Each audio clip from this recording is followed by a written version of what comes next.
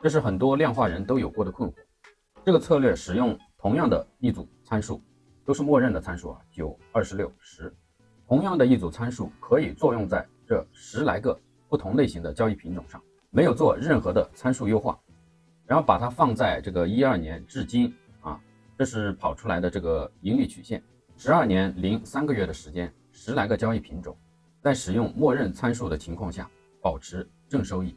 其实不止这10来个交易品种啊，还有4个我都剔除掉了，因为盈利太少啊，可有可无，就没有必要放进来。那么这个通用型的交易策略，如果是你的话，你会采用吗？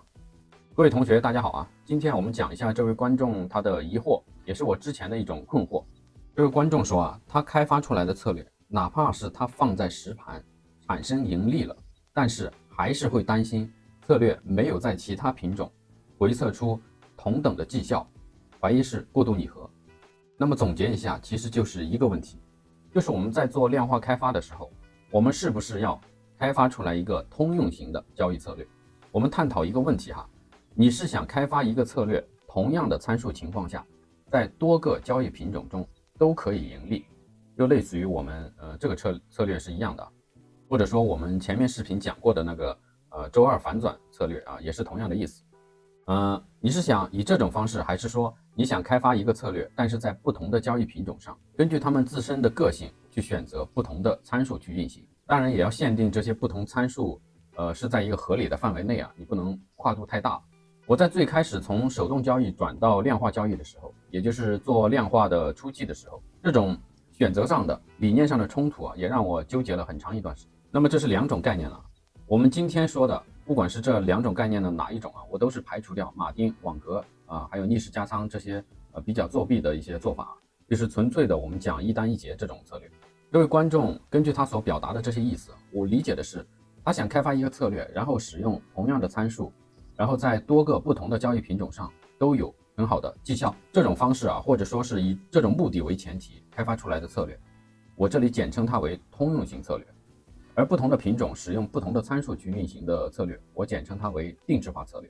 通用型策略具备一些优点啊，首先就是它的样本数量够大，因为交易品种多啊，也就代表的你的这个交易笔数会很大，这就已经说明了这个策略它具备了很强的这个统计性的意义。但是如果你的策略在单个品种上回测就已经可以得到大量的交易样本，那么你就不太需要说是去在意一定要这种操作。第2个优点就是穿透性强，因为你使用同样的一组参数，同时在多个商品上有效，这就说明啊，这个策略具备一定的普适性的意义。但是这一点也要注意的就是，如果你的策略是基于这个时间的，也就是说时间这个因素在你的策略中的占的这个权重比较大的话，那么你就不要指望它的穿透性会很强。第3就是策略管理方便，大家要知道啊，这个策略开发完上架之后，你去实盘了，不是说这就完事儿了，你是要定期的监控它的，你得隔一段时间，1周啊，最少1个月啊，你就得去评估一下这个策略最近的表现。那么如果是通用型的这种策略，它的这个过程就比较方便，比较好做，这些都是它的优点。缺点呢就是开发难度高，策略通过这些稳健性测试的概率啊比较低。这个作者也说啊，他在使用手动交易的时候去测试一个方法，他感觉这个方法可以在很多个交易品种上适用，但是他一去开发成这个量化的程序之后，把它放在长久的历史数据中去回测、去复盘之后，就会发现为什么量化出来的结果，不同的品种绩效的差异性就变大了。为什么不像他手动交易的时候会有，每个品种啊都可以使用这种方法的那种感觉了？他感觉这个逻辑不一致啊。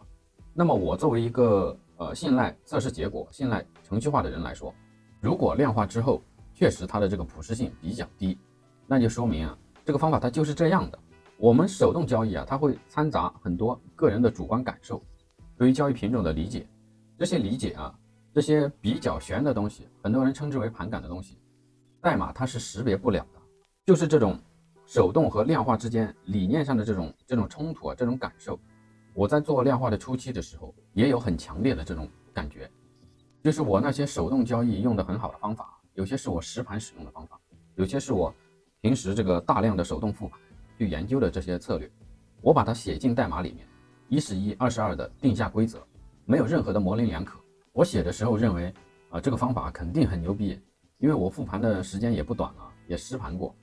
虽然时间不长，可是我就觉得这个策略很牛逼。但是我要做很多个品种，很多个时间周期，哪怕我是把它做在1小时级别，那我也需要每隔1个小时就针对我当时做的这40多个交易品种全部过一遍。我什么品种都做，因为我当时就认为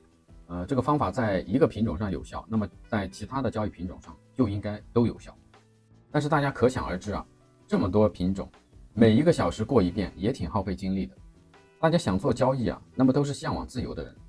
可是这样不就又被绑定在这个电脑面前了？这些都不是我想要的。我想要的是那种舒舒服服的交易啊，我可以在旅游的路上交易，在这个鸟语花香这种大自然去交易。当别人这个996的时候疯狂加班的时候，我可以自由自在的选择，我可以选择是不是要坐在电脑面前，而不是像当时的我被绑定在电脑面前了，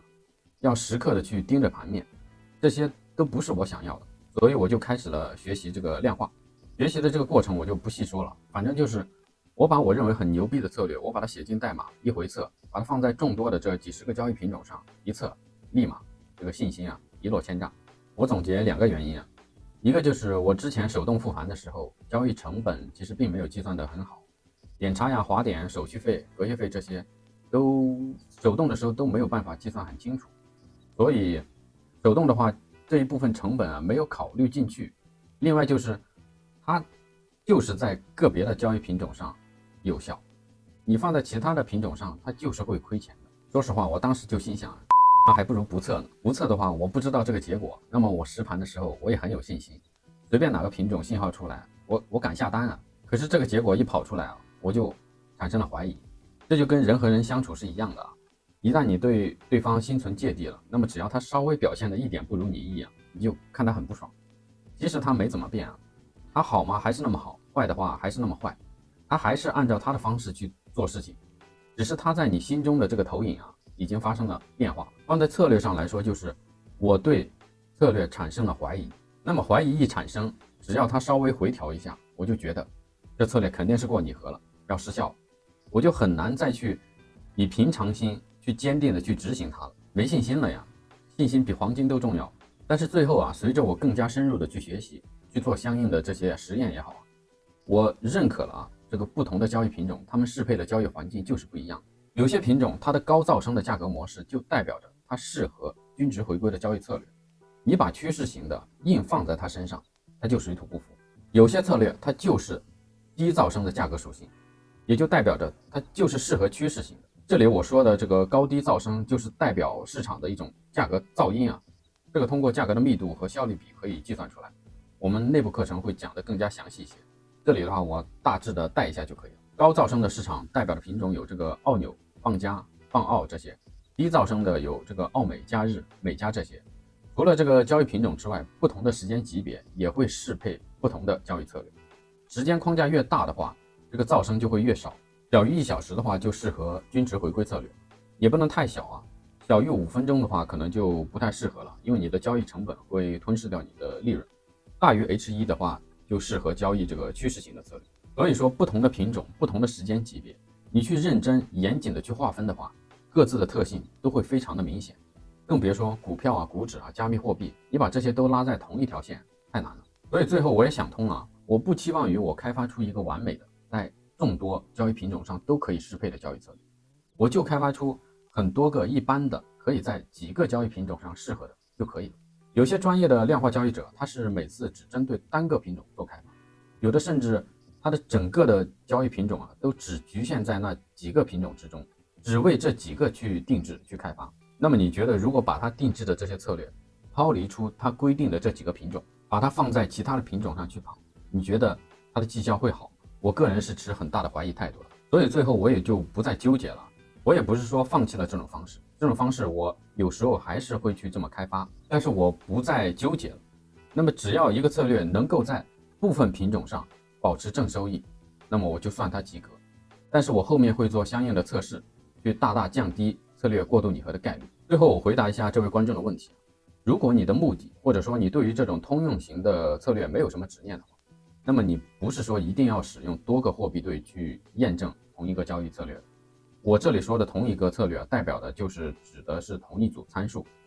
如果你担心不使用这种方式会导致过度拟合的话，你可以采用其他方式去降低这种拟合的概率。常规的做法就是降低你策略自由度嘛，可以从2个方面入手，一个就是降低你的迭代次数，一个就是降低你可优化的参数，还有就是你可以做这种参数的递增递减测试。另外，如果你使用 in-sample 和 out-of-sample testing 这种方法的话，你可以把这个样本外的这段时期尽量留长一点，因为你样本外的时间够长，也就是你做验证的这个阶段够长的话，你这个个人的信心程度也会增加不少。说实话，极端一点我觉得2:8也不是说不可以，这些我就不再细说了。归根结底只要是做量化，都在避免过度拟合，所以这个点说起来就比较复杂了，没完没了。这些东西我也不太适合在公开的内容去大说特说。好，这就是我今天想表达的。如果对你有帮助的话，还请点赞评论。我们下个视频再见，拜拜。